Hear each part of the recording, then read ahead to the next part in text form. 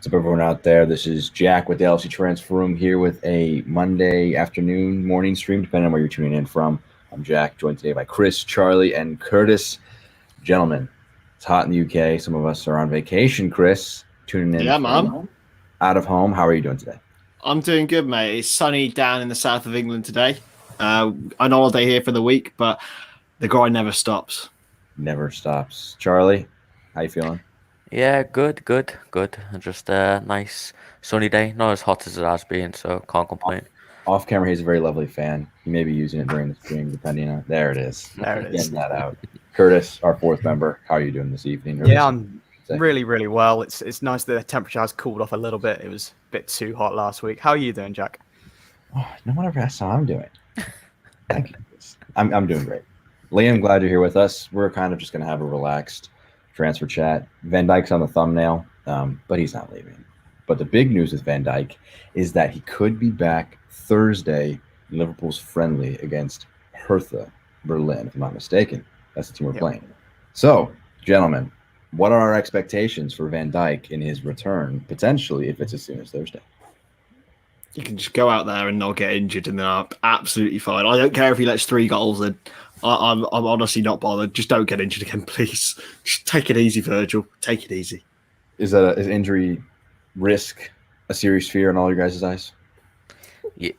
Yeah, obviously. I mean, I think Klopp only said he's going to be playing around 20 minutes, hopefully. So he'll probably be subbed on the last 20 minutes. But yeah, just take it slow, not stretch himself too much. Obviously, he's been out coming up a year now, so as long as he stays fit. I mean, I'd like to see him and Konate together, if that's a possibility. I think a lot of fans are like that, so hopefully we can see that. Two massive center backs. So in terms of week one, James Pierce suggesting that it would be Konate and Matip, depending on Matip's fitness, of course. Is this Van Dijk returning now? Does that change potentially the complexion of the week one center back duo in your eyes, Curtis?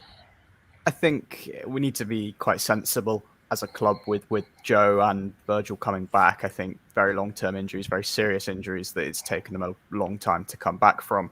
I wouldn't risk rushing Virgil back in straight away. I think let Matip's more than capable, and it would be great to see how Konate does from the start as well. So maybe a couple of games and then put Virgil back into the team, but not straight away against Norwich. Yeah, there was a lot of questions on whether or not, was Van Dijk fit towards the end of the season? Could he have played? I don't think he was, looking back on it.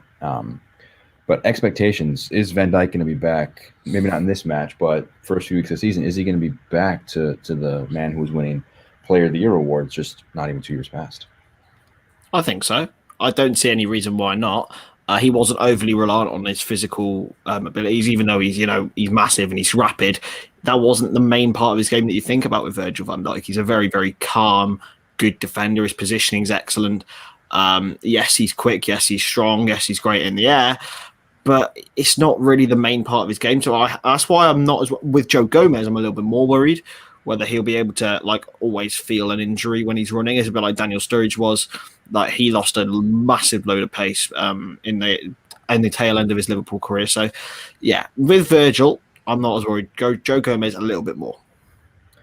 So Joe Gomez, I haven't actually read the specifics on his fitness. Does anyone have a better read on what Klopp said? He will be back for the Athletic Bilbao game for 20 minutes. So that's on August the 8th.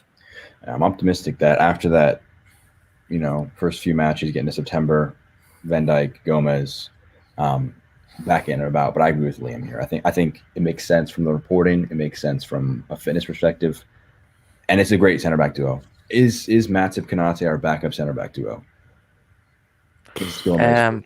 I think eventually it'll probably be Matip Gomez as the backups. I mean, obviously Gomez and Van Dijk have a better partnership, and Van Dijk and Matip as well. So it's I think it'll take time, but it seems like they've already got a bit of a bond going on, especially in training. So I think the long-term plan is probably have Van Dijk and Canate as the long term centre back. At least that's the ideal situation for me. I don't think we're conceding a goal if them two are at the top of the form. Yeah, I think this is a good point from Liam. You think about if even Matip Gomez is your backup center back duo, compare that to last season. That's a lot more depth. And even if you have Ben Davies and Nat Phillips, Reece Williams around the club as other options, that's some serious center back depth. And that's a position sorted for several years to come. Another player in that thumbnail is a left back. Conor Bradley signing a contract today, contract extension for several more years. Chris is our resident Neco Williams fanboy number one. So what does this, in your eyes, say about the future of Neco Williams that Conor Bradley has been talked about as a replacement and now has the contract? Look, if we get a 15 million offer or 10-15 million for Neco Williams, we'd be foolish to say no.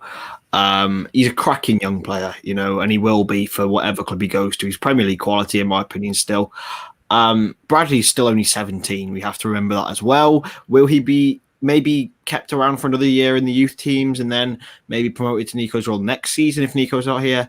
Oh well, who knows? But I think it's probably curtains for Neco for this stint at Liverpool anyway, where maybe he'll come back one day. That makes sense. Charlie, are you on the Neco Williams out, on Conor Bradley in train? I'm leaning more towards the Conor Bradley in.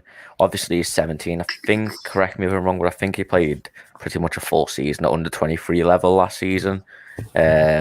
So clearly he's doing something well if he's 17, playing a full season there, breaking into 18. the first team. Oh, 18. There we go. Breaking into the first team squad. So, I mean, I'd probably, if he's probably going to be more willing to be Trent's backup than Neco. So and again, as Chris said, if you get anywhere between 10-15 million, especially with how the club is financially at the moment, I think you've just got to take that and run with it. So get some more attacking or midfield players in. I agree with this comment. I think Bradley probably, this means that he's leaving, and for Neco at 22, he's at that stage in his career where he should be first choice, as you mentioned, Chris. Yeah, I think so, definitely. Especially if he wants to play for Wales regularly as well. There's some other very good right backs. He is only 20, not 22, so he's got 2 more years on him there. But is he? Okay. 22 did seem a bit old. But Curtis, so if Conor Bradley was to come in, just turned 18 this month, what should the expectations be if he becomes Gomez might be ahead of him in the order in that backup right back spot, but if he was to become a more featured player in the first team, what should the expectations be early on? I think you've just got to have a player there that's ambitious within himself to prove a point within the squad. I think someone that's willing to come in at that age and show confidence is something that Klopp would admire quite heavily. I think on the Neco front, he's 20 years old. He's had a fair few appearances for us. He's also now an international level player. I think he is now looking perhaps to have that next step in his career where he is playing regularly for a team that are going to give him those opportunities. And I think with Trent coming back from injury and, like you say, with Gomez as also another option and Bradley, I think it would be a sensible decision to maybe start to look for somewhere else. Yeah, Fabinho actually played right back in Monaco's title-winning season, if I'm not mistaken, before we signed him. So he's also a right back option. I know we don't want to stick. We've already learned what happens when you stick Fabinho in the defense, but I think Southampton is indeed probably the best spot for Neco. The thing is with Southampton, they can't afford anything. I mean, I was chatting to one of my mates yesterday, and he's saying Kyle Walker-Peters is their best player, and he's a right back. So why would they move him? But no, it would be good. It would be good to see him go and play football regularly because he does have the capabilities. He really does. People forget how good he was in the first opening couple of games he played for us, especially with the kids. When he played with the kids in those cup games, he really stood out. Like we were like, hello, this kid's properly decent. But it's unfortunate for him that because Trent had a real opening into the team because Klein's injury, he won't have that opening, and no one will have that opening, I don't think, for the next couple of years, however long Trent stays around. Yeah, is that dangerous to have a player like Trent? I understand that he's world class. He's probably best right back in the world. Is it dangerous to have him have an automatic spot at right back? and not have his position up for grabs. Charlie. Yeah, I mean, I was thinking about this the other day. I think obviously Trent has played in midfield. He's been tipped to move into midfield. I don't think it's happening anytime soon. I think the only way it happens is if another right back comes through who is as good as Trent, which probably doesn't look like it's going to happen because we've waited years for a youth prospect to come through after like Gerrard and Fowler, Owen. Like Trent was probably the next big thing. So it's probably going to be a while, but I think that's the only way. So like that happens, but I don't know. Never know. I mean, I'd like to see Trent play in midfield at some point, but I don't think that's his position long term for a few years anyway. Yeah, I think this is kind of going elsewhere about transfer activity. Shaqiri also potentially going to be leaving. I think this is a big reason why the homegrown quota, that backup players, a lot of times, if you don't have English players in and around the starting 11, you can't really afford to have these backups that are foreign, or else you have to meet these squad registration rules. So we loop back to the classic Jared Bowen being rumored to go towards Anfield. If Shaqiri was to leave, Bowen has been one of the most recently linked players. What would be your pick to replace Shaqiri, either in-house in Harvey Elliott or in the transfer market, to try and figure out a backup for the front three? Chris, I know you like Bowen.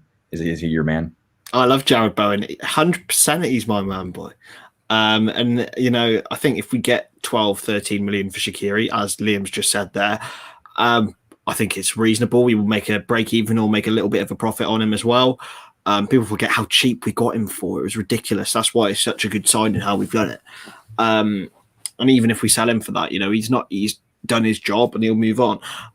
On the Bowen bus, like I'm sure me, you, and Charlie are well and truly on. I'm not sure about Curtis. He's from my hometown. I'd love to see a Herefordian play for Liverpool. I don't think it's ever happened. So it'd be so fun. It'd be just great. My brother played against him as well, so I've got a little bit of a soft spot. But in terms of an actual footballer, he's so good, boys. Look at his numbers. He works so hard. I think because he started to translate his numbers from Championship to Premier League now, I think he can transfer those numbers from West Ham to Liverpool as easy, if not easier, with the manager like Jurgen Klopp. Curtis, you're sitting there looking a little angry, like you're wanting to vocalize yourself. I will say, even though it's three of us, Charlie, you're kind of with us on the Bowen bus.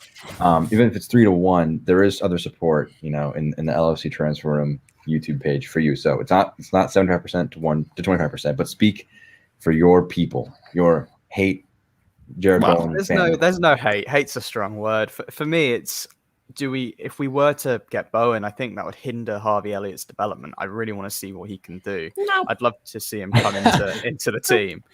No, you don't think? No, so? I'm not having it. Harvey Elliott plays in central midfield. He is the next coming of David Silva, boys. It's happening. That's what I'm not going to say next coming of David Silva, but they're both left-footed, both kind of short. See what I'm saying? Issue is that. sorry, guys. Continue. It's a wide comparison. You can put that to Messi as well. So play him as the false nine. Play Elliott like Messi as a false nine. Anyways, Curtis, sorry. Your thoughts on Bowen? Bowen, yeah. On Bowen. Well, you've said in the chat and on the streams that his numbers are good, and I've got to see it from both sides. You know, if he did come in, of course I'd support him. He'd be a Liverpool player. You can't not support someone that's signed, but I do just want to see if Harvey can do a job out on that right.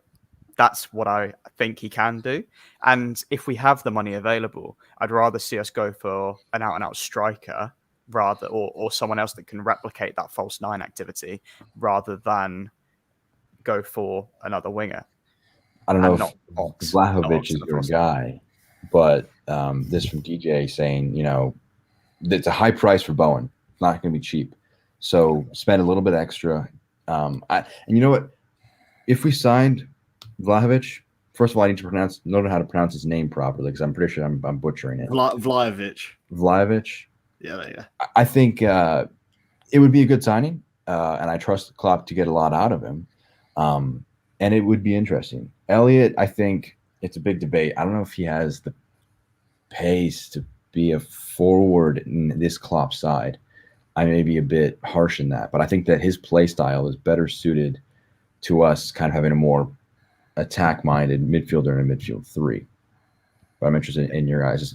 This has been a debate we've had the last few weeks on You where could very Elliott- well be right. You know, we've seen in preseason so far that he has fitted into that midfield really, really well, offering a lot of sort of good passes as well as creativity, can play further out wide, but can also play centrally. I think he's such a good player. It's just finding that perfect position for him. And that's what's going to be so important to getting the best out of him and getting his potential for Liverpool. David Silva also played on the right as a child, so I think that it here is a good point. You know, I don't think Bowen can exclude Harvey Elliott because Bowen can play anywhere across the front three. Maybe not fully as a false nine. He might take him a bit too adapted to that, but he could play on the left wing. So I think that don't throw too much pressure onto Elliott too early. And this comment from Joe about Marlon to Dortmund. Can we close the Marlon door? Not going to stop me from suggesting Daniel Marlon as a potential midfield option. I think it's a good signing by Dortmund. You know, I think that he's going to be a good replacement for Sancho, and he'll leave for 4 times the price in a window or two. We just kind of know with him that he's going to be a good player in the next few years. So that's a bit of a sad one. But, I mean, would he develop to be the same player here as he would at Dortmund? No, because he'll get more playing time there. I don't know enough about Vlad. I'm pretty sure he's older. Yeah, isn't literally he just older than? Or he's Yeah, I think similar age. Haaland's 20 and Vlahovic is 21. He just turned. So Vlahovic was born in 2000, January 2000. Erling Haaland was born in July of 2000. So he's about 6 months Yeah. than Erling Haaland. I think a better comparison to that would be he reminds me a lot of a very young Lewandowski almost, or Harry Kane now. I've watched, I'm not going to say I'm an expert on him, but since we got linked with him, I've been doing a bit of research on him, and he looks very good. He drops deep to pick up the ball. He's good in the air. He's amazing with his feet. Like, his shot power is unbelievable. His finishing is exactly what we need, especially with Firmino. I mean, he's just scored 7 goals in pre-season. So, I mean, I'd love him. If I could go after one player this window, it'd be him. But I think Fiorentina fans are quite confident that he's staying another year. And I know that Juventus are also interested in him. So and Fiorentina and Juventus sort of, obviously Stefan Jovetic went there. Chiesa, they've got a good relationship. So, but I do think Fiorentina fans are starting to get a bit fed up of it, of all the best players leaving to Juventus. So maybe to please the fans, they might let him come to Merseyside. But I'd love him. I think he's the perfect long-term Firmino replacement who's not going to cost us like 100 million. I think if I was Vlahovic, I'd stay at Fiorentina another season. Why wouldn't you? You know, establish yourself, and then both the club will probably make more money next summer. And you know, I don't think he'd probably get as many minutes this season for Liverpool if he hadn't scored. Say, I'm just going to put out 20 goals in Serie A if he does it next season. And if he does, then he will be. You know, he'll be going for a lot of money, and that's what Fiorentina need and want.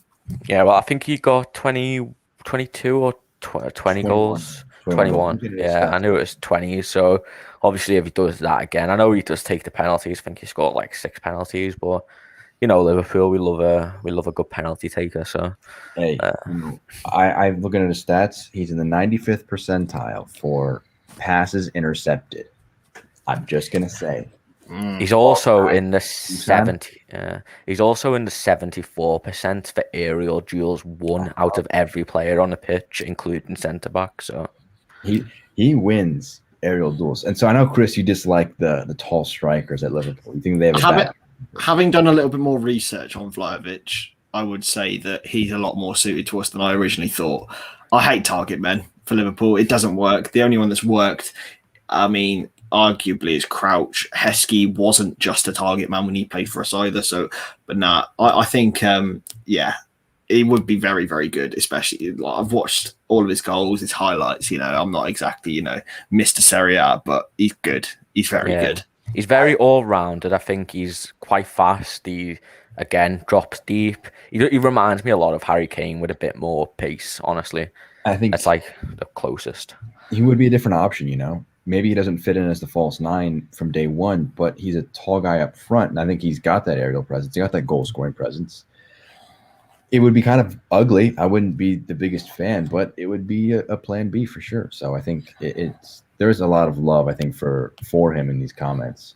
And I think this is a good point from Liam as well, that if Shaqiri was to leave, it makes signing a guy like him as opposed to maybe an English player or a homegrown player a bit more realistic. And don't forget, we've already sold Grujic and Awani from there as well. So I think if we're looking at a Firmino replacement, necessarily one that can play in that false nine system, if Klopp's intending to keep it for the next couple of seasons, someone that I've been paying a close eye to is Matheus Cunha from Hertha. Berlin. Hertha, yeah. And he's at the Olympics at the moment. Very good performances there. And Brazilian as well. 22 years old. I think he could be someone that adopts that role because he covers so much ground as well. And what do you think? Do we need someone to come in and do the false nine work, or should we look to evolve how we play? My biggest take on backups to the front three is that a guy like at the age of Dusan he needs, I think, more game time to continue developing his game. You know, at 21, he's not the finished product, not anywhere near it. He needs week in, week out football in order to continue his development, versus a guy like Bowen. Not that he's at his peak, he's at 24. He would come in and he would not need the minutes to have an impact. He could have an impact in the few minutes he would get. So with Matheus Cunha, he's what, 22? 22? Yeah. He's in a bit of a middle ground. I think it would be interesting with the Firmino replacement because, I mean, Firmino is just so well cemented in that spot, in my eyes at least. To get someone to replace him would be a several-year project. So potentially. You're never going to buy Firmino again. Like it's like you're not. He is so unique as a player. I think that it's going to be difficult to find Firmino too. But you could get something like develop something that could be better. Yeah. So it's a weird one replacing him, and it's going to be a really difficult job.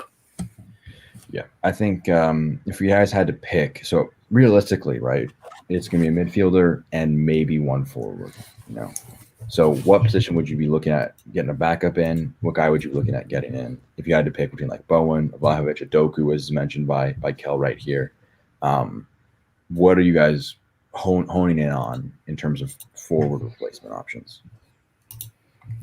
I think Doku's next year, honestly. I think Liverpool are going to go all in for him at some point.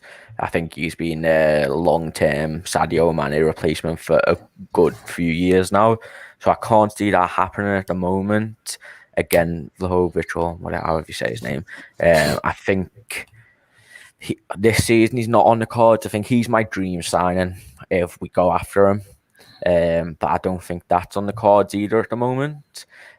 Just because of, obviously, he probably doesn't want to be a backup. He's starting regularly, potential to be top goal scorer in Italy next season.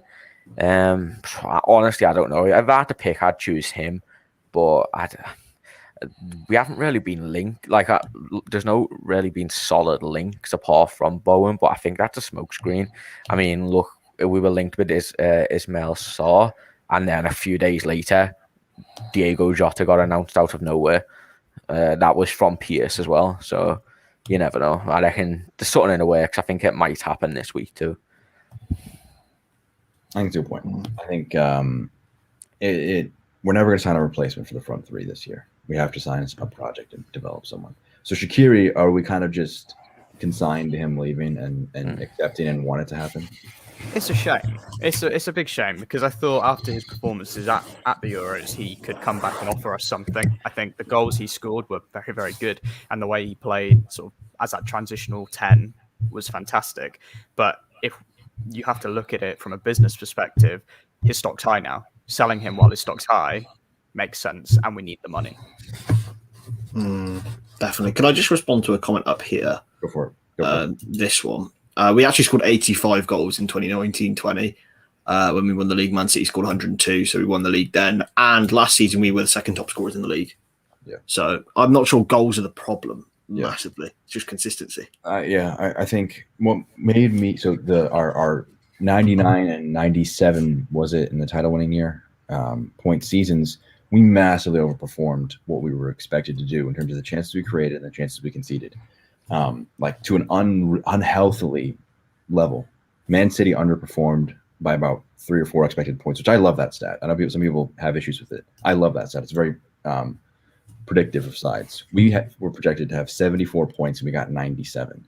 So, and we did not really make serious improvements because our improvements in Thiago and Jota got injured for large parts of last season. So there was always going to be a regression because we didn't make serious improvements on our underlying expected performance, and it was tough to repeat with no fans. So I think that this season, I think we're a bit underrated because of how poor we were last season. That we're still the title winning side. I think is still in there, but I'm just waiting for it to pop up again. Sadio Mane, is he past it? I know this is kind of a bit of a out of left field, but I know that there's been a lot of debate on him, whether or not he should be here long term, whether or not he's still got it in him. Should we be looking at getting someone who's really ready to push him?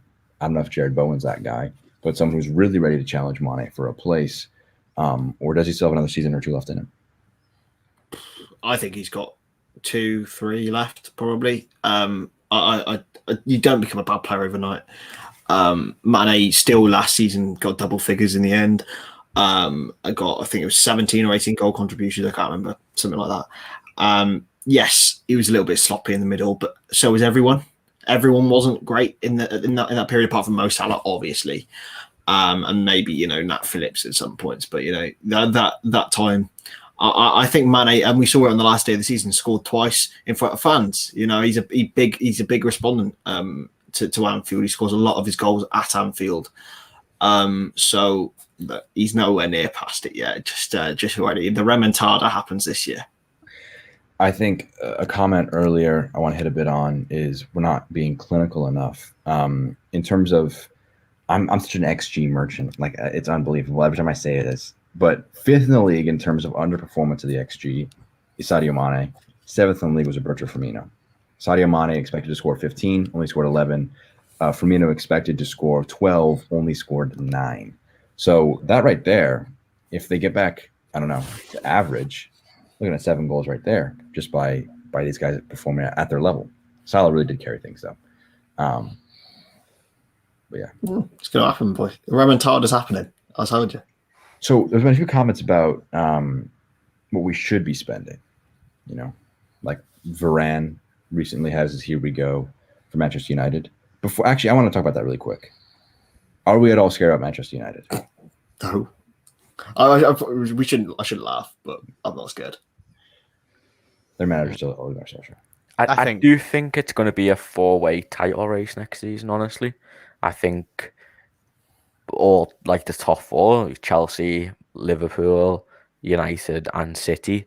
I think at the end, 1 or 2 might drop off, but I think they've made some decent improvements. If they sign a midfielder who to replace Pogba, who is actually going to be a team player, help sit back, replace Fred or McTominay, I mean, all they're lacking there is a decent right back and they're good to go. Yeah. I think that Manchester United have a really good squad, in terms of talent. I don't know. Actually, this is, I think, an interesting question. Talent-wise, if they signed Varane, which squad has more depth, Liverpool's or Manchester United's? Liverpool, for sure. I'd say Liverpool still. Like, they've still got Eric Bailly, who snaps his leg every 10 seconds. We have Joel Matip. Yeah, we have Matip. We can't really. He's far better. Though, he's far better, to be fair. I mean, again, they've got Greenwood. We've got Jota. I don't know. I'd say we're squad wise, we're pretty similar. Honestly, I think we might just have better midfielders though. Yeah, but I think that similarity is kind of an issue. Blackhammer saying, we need to get more squad depth. I think I agree. We should not let the other sides catch up with us. And I think we need a midfielder, Renato Sanchez, Saul. You're forward. There was a Vlahovic, a Bowen, and Ismail Sarr. What are our thoughts on Sarr? I know that was one that came up very briefly a week ago. I can't deal with Sarr rumours once again. I'd much rather get Bowen, and that's purely because A, homegrown rule, B, Premier League proven. Sarr never did it in Premier League. He burst the pace a couple of times, did well against us once. Never really that. I have PTSD of that one time he was good against us. Never really that. But Bowen, he's consistently performed last year, consistently performed in the Championship. Sarr played well in the Championship this year, don't get me wrong, but nothing on what Bowen did in a worse team in Hull. So, Bowen, mate, it's happening. Bowen, I think AFCON as well is a reason why Sarr is probably not going to sign. Because obviously don't do it. It's only 2 games. I know it's only 2 games, but I don't understand how we can look at a player who could play for us for the next decade plus and say, well, he can't play 2 games in this season, so I don't know if we sign him now. No, I don't know. I understand, but obviously, it's Salah and Mane. Them 2 games, we could drop 6 points and then be out of a title race. Aren't the matches like Brentford and Crystal Palace or something like that? They're not Don't underestimate it. I know you don't underestimate other teams, but I mean, even if this is our backup depth, we should be competing, even if it's a front 3 of Jota, Firmino, and Elliott. What was our front three against Barcelona? I mean, are we going to have the energy of Barcelona? I don't think so. That was a different day. But I don't know. Divock Origi scored twice against Barcelona. Can we just confirm that? Anything can happen. Anything. Chiesa, I think, would require I don't know. I don't know what this would require. It would require an act of God for us to get Chiesa, considering how he's almost a lock for Juventus and how expensive he would be to try and get him out of that arrangement.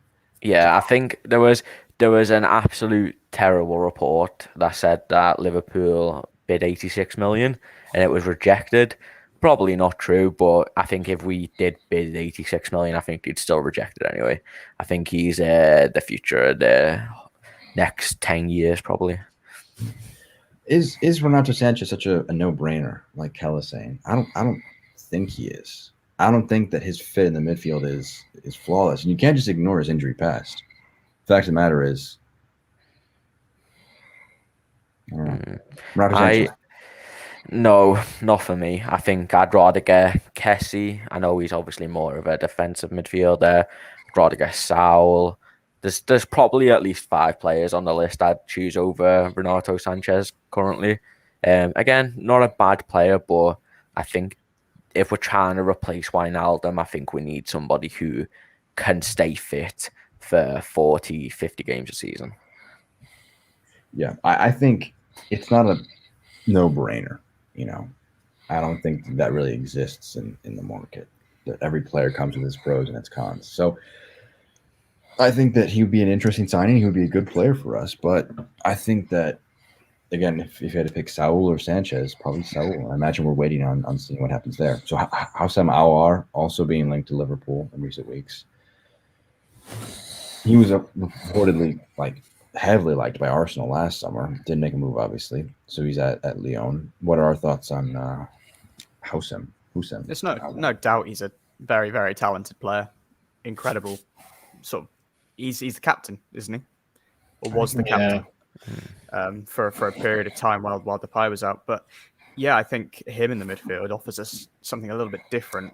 But it's about whether the money's there after such a difficult period of time with no fans, no income that way. I think we can't overlook just how much this pandemic has affected our club.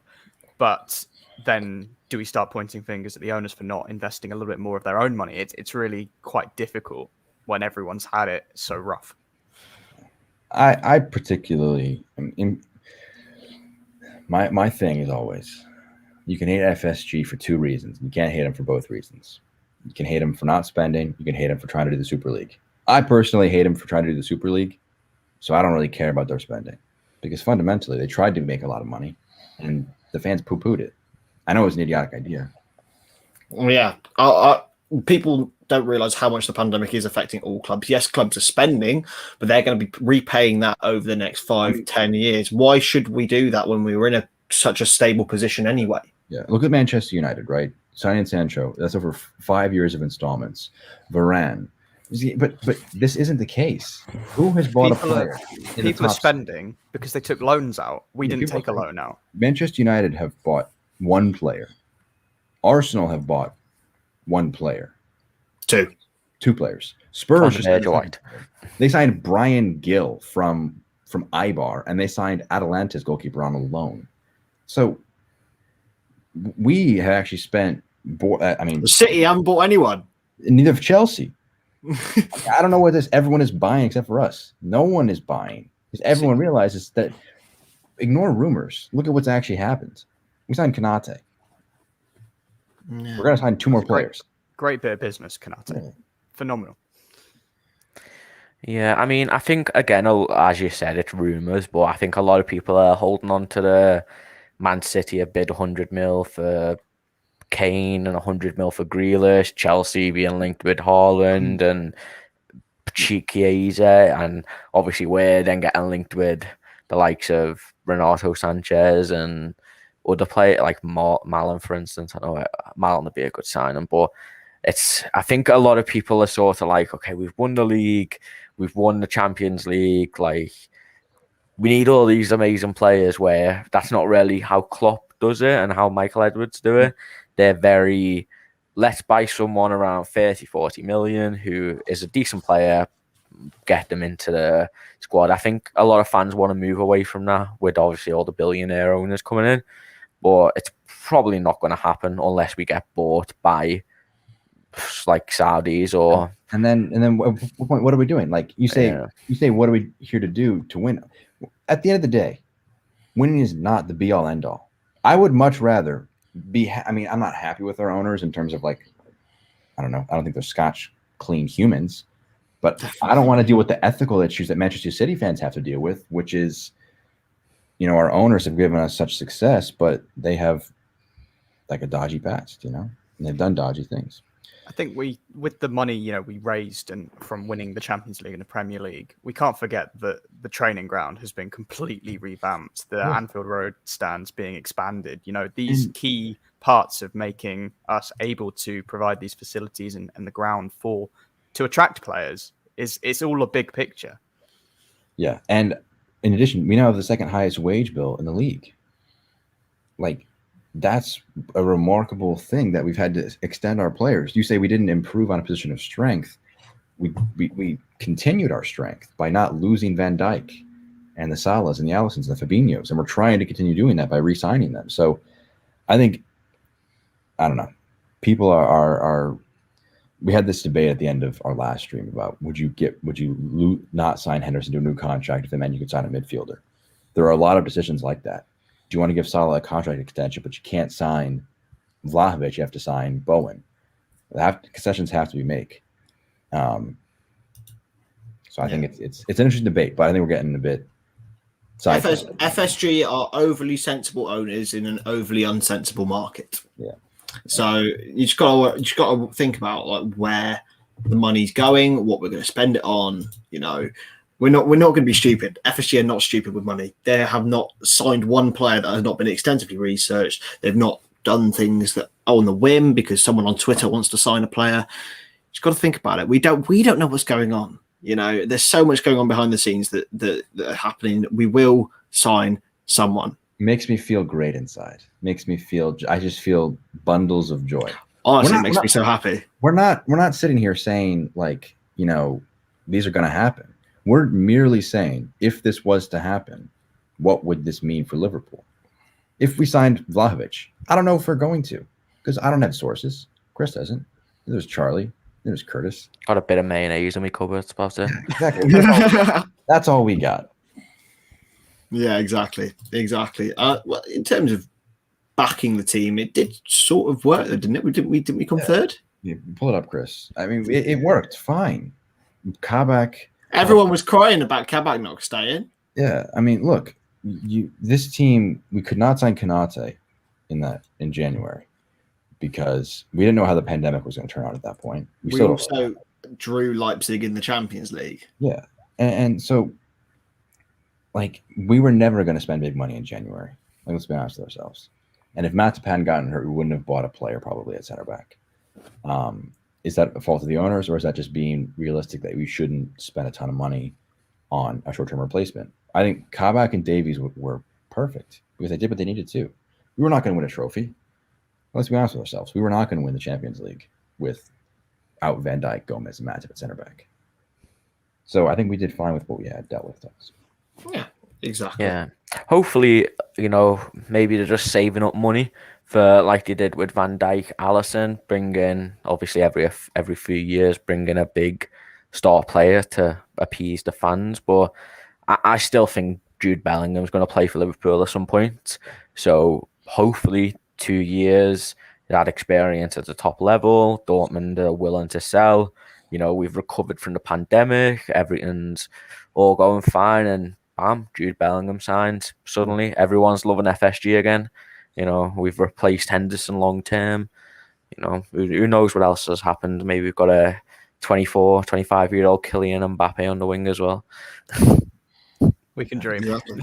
And don't forget, we will sign 1 or 2 players in this window. There is until the end of August. Don't forget, don't say we're not being ambitious when you don't know what's in the pipeline. Exactly.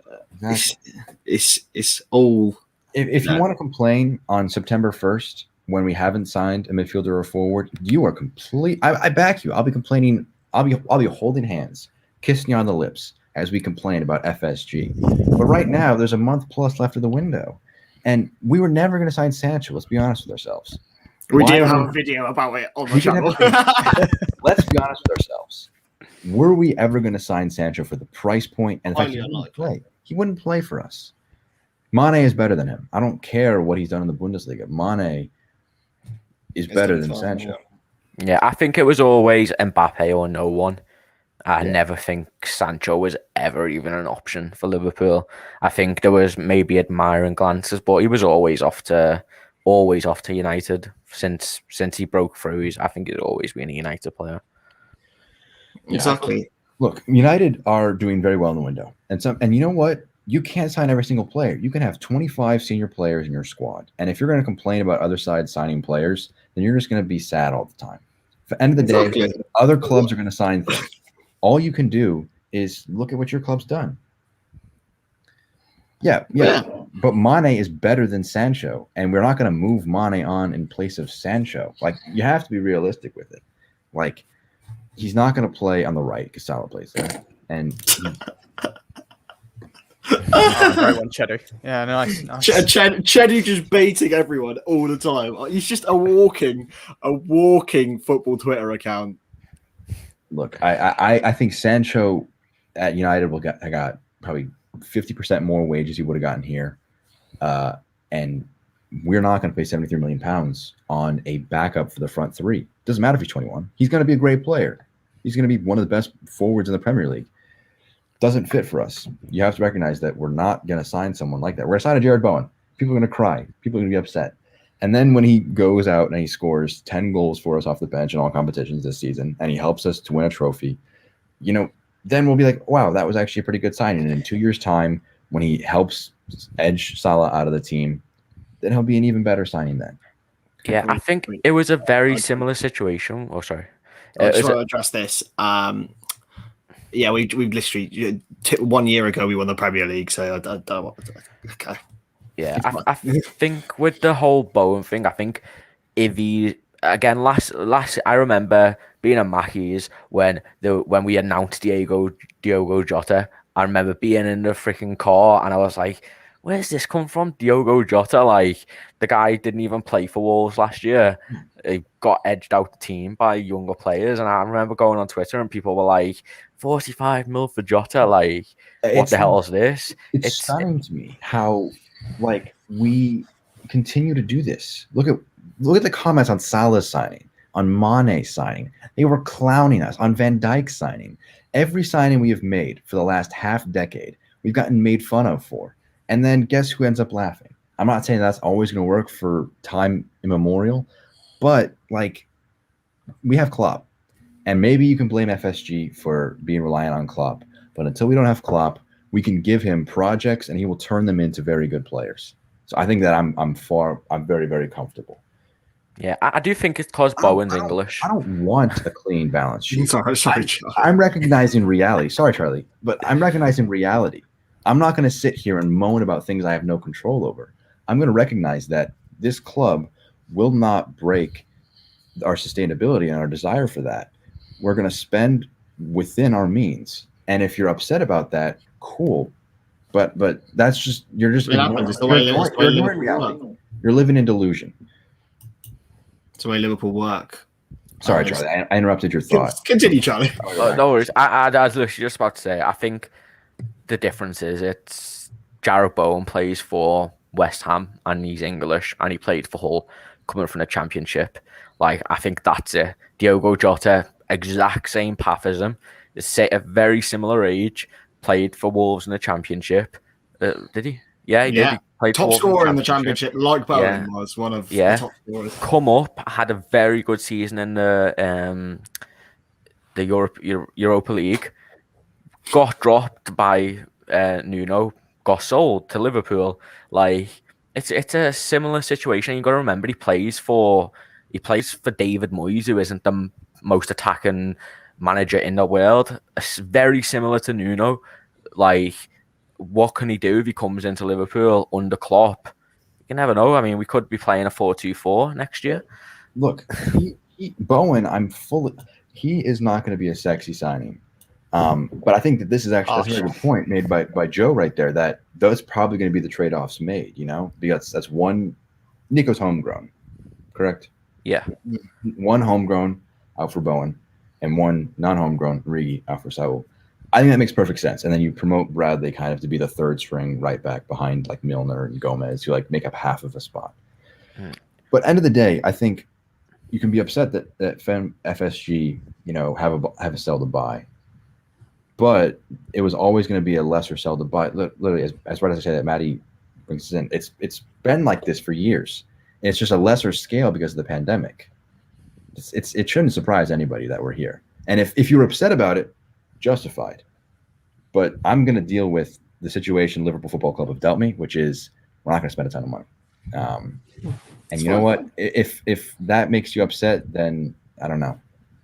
Go about your merry day. I will enjoy one of the best football teams in the world because of Jurgen Klopp and the players that we have bought over the last few years. Yeah, and because of FSG. People regret to say it, but we were in the mud because we were spending money that we didn't have. Yeah, exactly. And I think that we always say FSG are signing these players. At the end of the day, it's like Michael Edwards, who is the genius pulling these strings, getting like 12 million for Harry Wilson, getting 12 million for Shaqiri, might get 20 for Origi if we're not careful. I mean, you can't complain at the end of the day. I think I was fuming with the Super League because it was money grabbing, as you said, Jack. So I'm just happy that we're in the Prem, we're in the Champions League, and I will watch a great team of players. Exactly. And if we had City's owners and Jurgen Klopp, we would win everything. But I'm not going to think about what that could be like. I'm going to think about what it is like, and what it is it's great. So I think that, as Maddie mentioned earlier, with fans, Virgil and Gomez, we would have won league last year. I'm comfortable saying that. We would not have been as poor as we were. That's great. If you take away the 6-week period, we would have actually been on top without that. So it's all ifs, buts, and maybes, and what would have happened and what could have happened. It happened. We came third in the Champions League. We're probably going to sign 2 more players. It's done and dusted. And I believe this from Chedu. Let's. Why are we encouraging this? Chedu has these terrible takes when he's on the stream. Just because he's now outside, we're allowed to keep his takes, filter them much easier now. We need to keep Chedu's. Just don't bring up that tweet of Chedu's when he talks about our transfer window for this summer, because that tweet. Yeah, don't do that. That's a stinky tweet. That is. Everything Chedu is just everything about Chedu is just stinky. Yeah. No, I'm going to silence you, Chedu. I will. You are being moderated by me right now. Yeah, I think so. Realistically, it's a midfielder and a forward to be signed. And I know we probably say this every stream, but I mean, things update every day. Players get signed, players get linked, whatever. Your picks, projections for our midfielder and our forward signing. I'll debut it then. I guess. My guess is Saul and Bowen. I think it's based on what I've seen. Unless someone comes, it's a Jota out of left field. I think there's been far too much for there to be nothing there. So that's my pick for. Summer. People forget that all about last season. I just want to go up to one of these comments up here. This one, don't forget, Bad News Pierce is on about it all window that we're not going to sign any players whatsoever. And then within a week, Jota and Thiago, he just says what the club wants him to say. And you can't blame him because he's getting paid good money for it. Yeah. So, we know sources because he listens to he trusts them. He doesn't say things that he shouldn't out of turn. So exactly, and it's all tactics. It's all a smokescreen. We think we know everything, but we don't. We know nothing. We don't know what's going on. The thing is, with reports, until it's finalised, you can't say a month in advance, yes, Liverpool want to sign this player, because then the selling club are going to put the price up. Yeah. You can't just tell people what you're doing because that's not how it works. Yeah, happy days. All right, I'm gonna bring in Chedus. This is wow. This would, I think, cut the fan base, just bisect the fan base in half of hatred for this. Tell you what, it's it'll never happen, but I'd love to see Martial under Klopp. That would be a good signing. Martial, I think, could do some things. If he wasn't a Manc. Yeah. If he didn't score that goal in 2015 against us with Martin Tyler losing his head, then I would be more open to the idea. Yeah, well, we'll see. But moving on.